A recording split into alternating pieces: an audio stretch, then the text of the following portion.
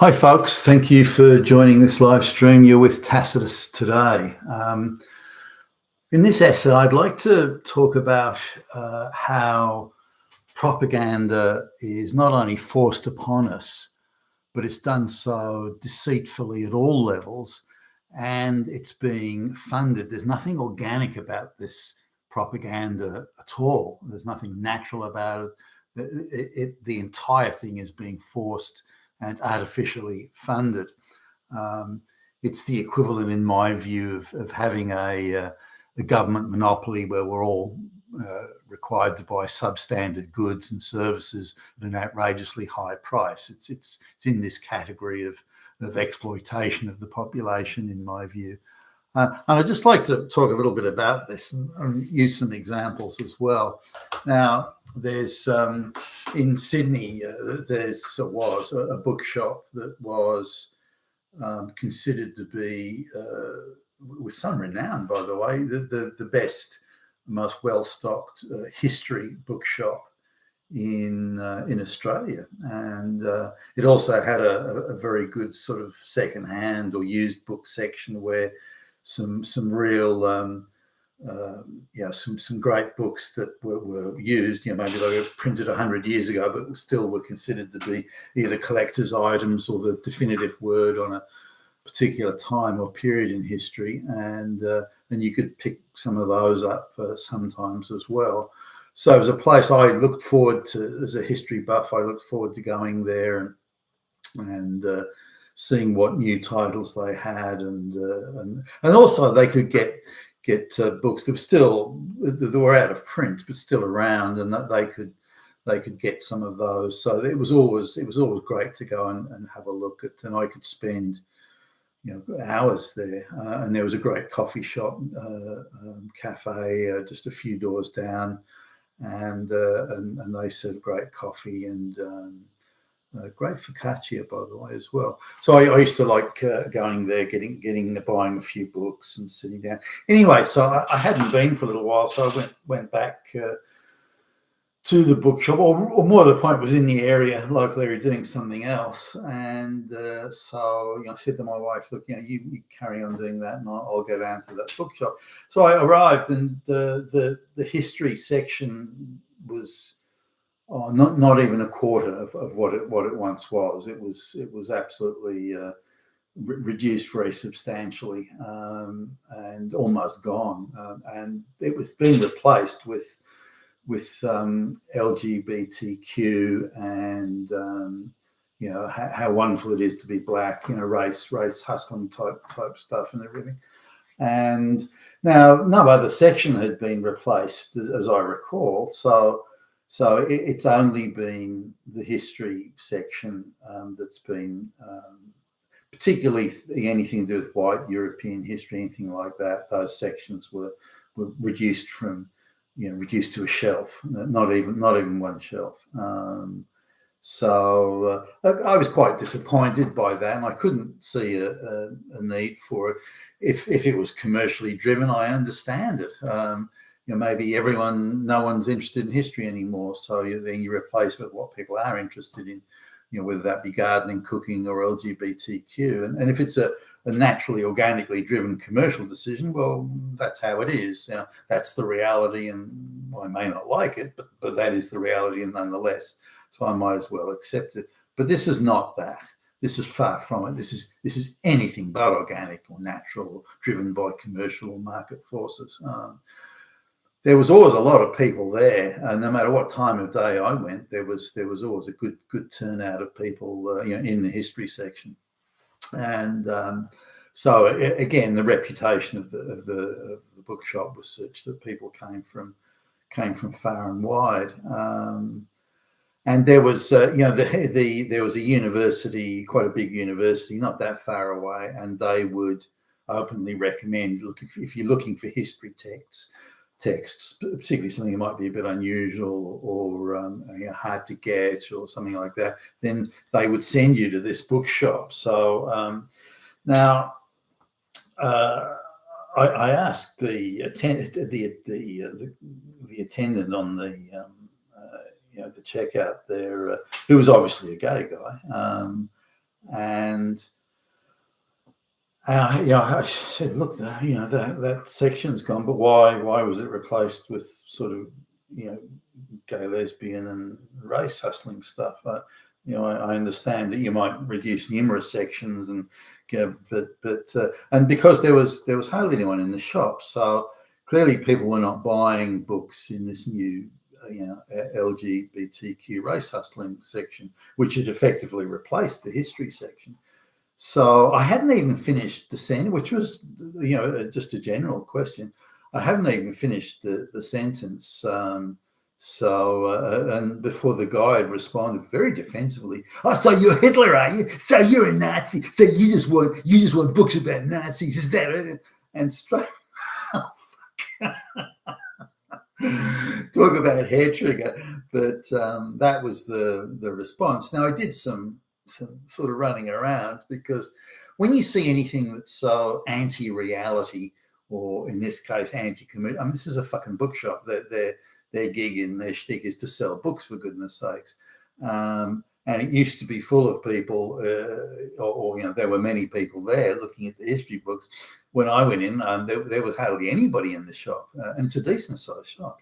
So clearly they're not replacing the very viable, commercially viable history section with something else that's equally or more viable. Now, if they had done that, I wouldn't have minded, but that's not what was happening.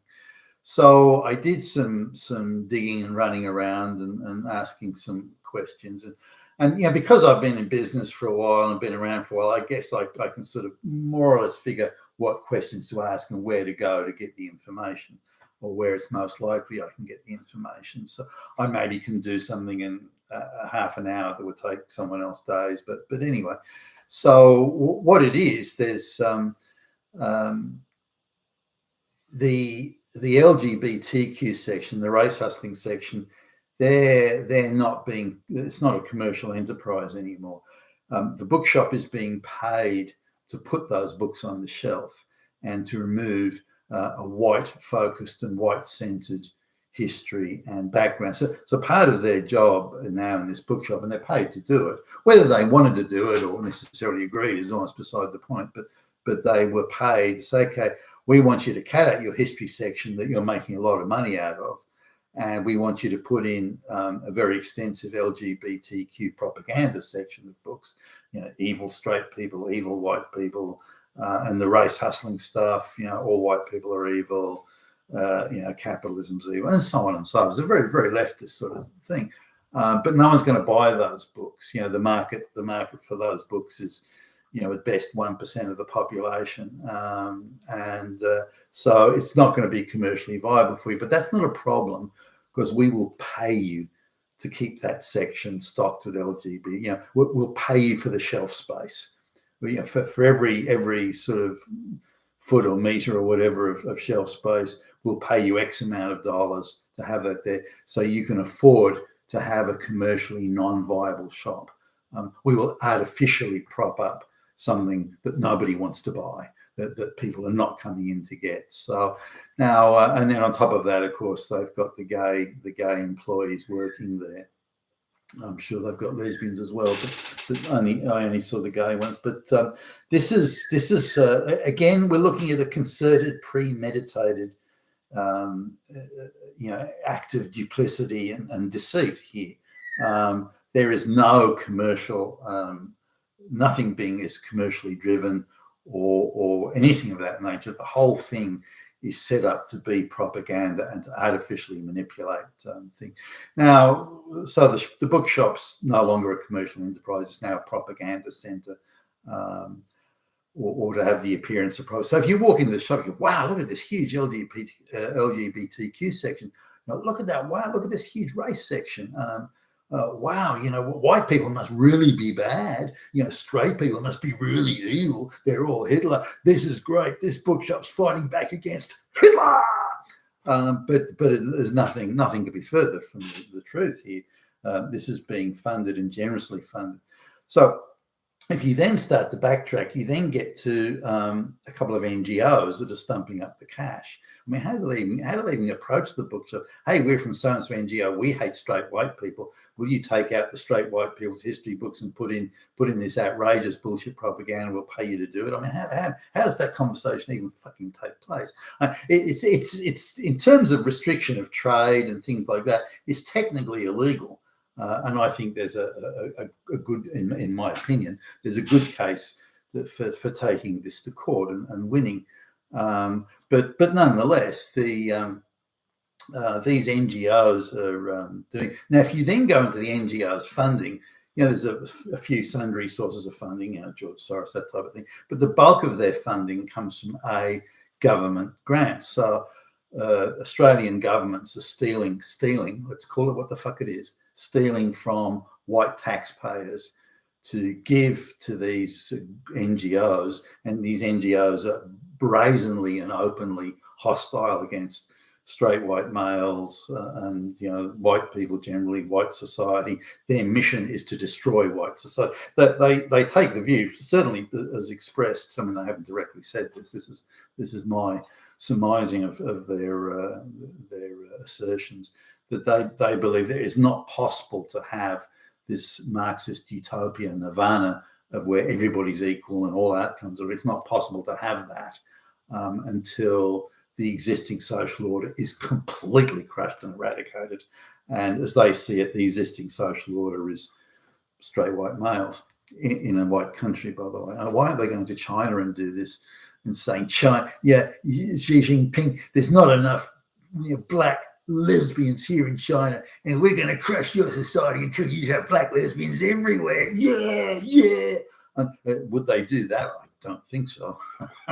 Would they get very far? I don't think so. But they're prepared. They're all big and tough when it comes to doing it in the open and tolerant West.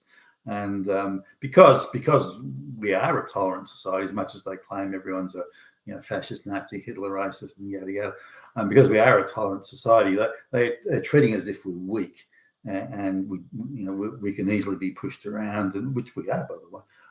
So they get government grants, so white taxpayer money, United Nations grants as well. What white taxpayer money is funding their hatred of white taxpayers. I mean, I love the irony of that.